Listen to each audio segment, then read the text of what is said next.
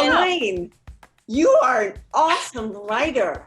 I mean, Elaine, I love butter, and I grew up with a Norwegian grandmother who she made her own butter. Yes. And we would just eat butter, and she would put a little sugar on it. Mm-hmm. And so I really You're gonna make me cry. So Wow. Why butter? Well, I've been a food writer for my entire career. I have a degree in food and nutrition, so I've always done food. And honestly, I had the idea probably 5 years before I even attempted to write it. But I really started with a curiosity about the craft of butter making. I wasn't really so interested in history until it started to just appear before me as I was studying the craft, how dairy maids made milk and how the industrialists make milk. And I was looking for the science of butter making. And through that, I discovered all this incredible, rich history, no pun intended, sorry.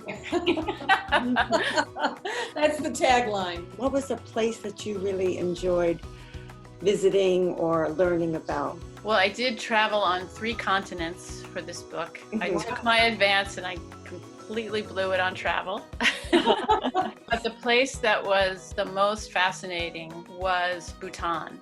And I went to Bhutan specifically to kind of step back in time, because I knew in the highlands of Bhutan that yak herders are making yak butter the same way they've made it for 1,000 years at least. Wow. Like nothing has really changed. But we were actually able to camp out next to their hut and wake up in the morning and walk up the hill to where the yak were and watch as the woman did all the work.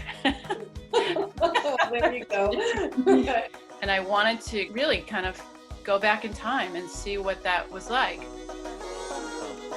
So I'm curious, what is your favorite butter? If I can find it now, it's really hard to find French butters. So these are kind of historical butters that have been made the same way for 100 years with the same cultures. The cows are on the same kind of grass that's high in minerals. Every little aspect of the butter making has been protected. And you can really taste it. I mean, it's really different. And I think anybody could taste the difference. But that said, one of the most delicious butters I had on all my touring was a buffalo milk butter in India. And it was handmade in a shack in the middle of nowhere. And it was really quite remarkable when you can't find it anywhere. So I'm sorry. That's so wonderful that you went to all these places. I traveled for about a year doing research also in libraries. And so I did a solid year of research, but I did already have an outline. But then I wanted to travel because I really, in a way, it's the story of butter and it's the story of me discovering the story of butter. Well, it sounds like you're talking to us. Absolutely. Yeah, that's what I wanted. Which I appreciated, because I was a little frightened when Emma said she wrote a whole book on butter, and I'm like, either I'm not going to understand it, right, or I'm not going to care, because it's just not my world. Do you know? And yet it felt very much like you were just telling me about interesting stories that you had discovered or interesting experiences you had had. Because it's really, at the end of the day, it's really a lot about people, isn't it? Yeah. But we love to read about people. Did you learn something about yourself? Yes. I discovered a new insecurity. Oh, that's interesting. I didn't want it to be about me. I didn't want it to be a memoir, but I also wanted, at the same time, to insert my experience into it because it was quite a remarkable thing. I hope everybody goes out and gets this book. Well, thank you very much. And I love what you're doing at the website. It's really. Oh, thank you. It's been really fun. It really drew me in. I was kind of went on to check it out. 40 minutes later, I'm still there. Like, oh, good.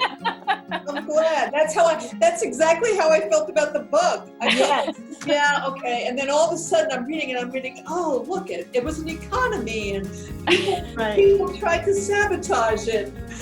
Like it was really, really so well done. Thank you so much for sharing it with us. Well, thank you so much for your interest. It's really, hopefully you won't ever look at butter the same way again. No, I definitely don't. Ale to butter. That's right. That's right. We're going to carve a statue of you, Elaine, in butter.